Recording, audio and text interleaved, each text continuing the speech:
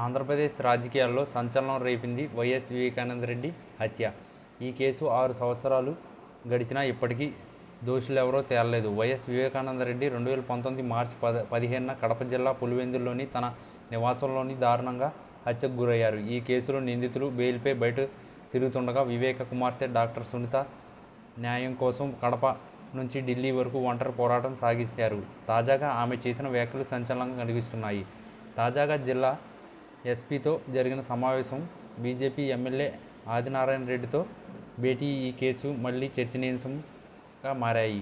YS Vivekananda Reddy మాజీ ముఖ్యమంత్రి YS Rajasekhara Reddy సోదరుడు. 2019 ఎన్నికల సమయంలో పులివెందుల్లో హత్యకు గురయ్యారు. మొదట గుండెపోటుగా ప్రచారం చేశారు బంధువులు. ఆ ఆటోప్సీ నివేదికలో 7 కత్తిపోట్లు కనిపించడంతో హత్యగా నిర్ధారణ అయింది. కేసు మొదటి రాష్ట్ర పోలీసు స్పెషల్ ఇన్వెస్టిగేషన్ టీం సిట్కి అప్పగించారు. తరువాత పురోగతి లేకపోవడంతో 2020లో సిబిఐకి బదిలీ అయింది. సిబిఐ 2021 అక్టోబర్లో మొదటి ఛార్జ్షీట్ దాఖలు చేసి ఎర్రగంగిరెడ్డి, గజ్జల ఉమాశంకర్ రెడ్డి, ఎడపతి, సునీల్ యాదవ్, షేక్ దస్తగిరిలను నిందితులుగా పేర్కొంది. దస్తగిరి తర్వాత అప్రూవర్గా మారి కేసులో కొత్త విషయాలను వెల్లడించాడు. 2023 జూన్లో దాఖలు చేసిన సప్లిమెంటరీ ఛార్జ్షీట్లో దేవిరెడ్డి శివశంకర్ రెడ్డి, ఉదయ్ కుమార్ రెడ్డి, వైఎస్ భాస్కర్ రెడ్డిలను కూడా నిందితులుగా చేర్చారు. సిబిఐ విచారణలో కడప ఎంపీ వైఎస్ అవినాష్ రెడ్డి, తండ్రి వైఎస్ భాస్కర్ రెడ్డిల పాత్రలపై ఆరోపణలు వచ్చాయి. అవినాష్ రెడ్డి 2023 మేలో తెలంగాణ హైకోర్టు నుంచి షరతులతో కూడిన యాంటిసిపేటరీ బెయిల్ పొందారు. సునీత ఈ బెయిల్ను రద్దు చేయాలని సుప్రీంకోర్టులో పిటిషన్ దాఖలు చేశారు. అవినాష్ రెడ్డి క్రైమ్ సీన్ను తారుమారు చేయడం, సాక్ష్యాలను నాశనం చేయడం, సాక్షులను బెదిరించడంలో అవినాష్ రెడ్డి పాల్గొన్నారని ఆమె వెల్లడించారు. తాజాగా సునీత మరిన్ని సంచలన వ్యాఖ్యలు చేశారు.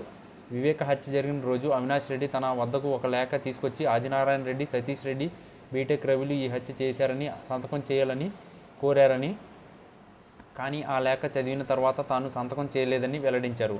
ఈ ఆరోపణలు రాజకీయ వర్గాల్లో తీవ్ర చర్చనీయాంశమయ్యాయి. గురువారం వైఎస్ సునీత తన భర్తతో కలిసి కడప జిల్లా ఎస్పీ అశోక్ కుమార్ను కలిశారు.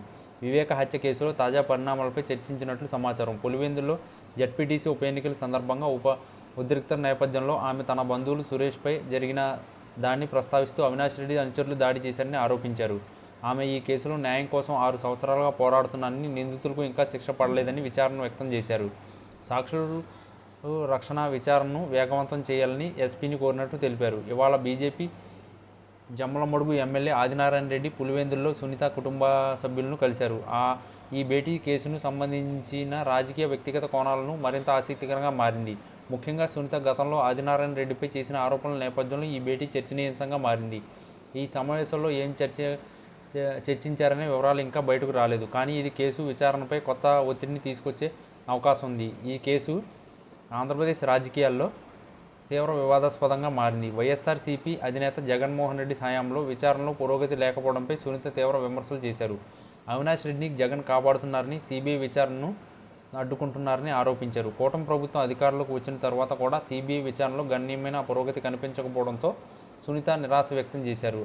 ఆమె ముఖ్యమంత్రి చంద్రబాబు, హోంమంత్రి వంగలపూడి అనితలను కలిసి కేసు విషయంలో చర్చించినప్పటికీ ఆశించిన స్థాయిలో సహకారం లభించడం లేదనే విమర్శలు ఉన్నాయి.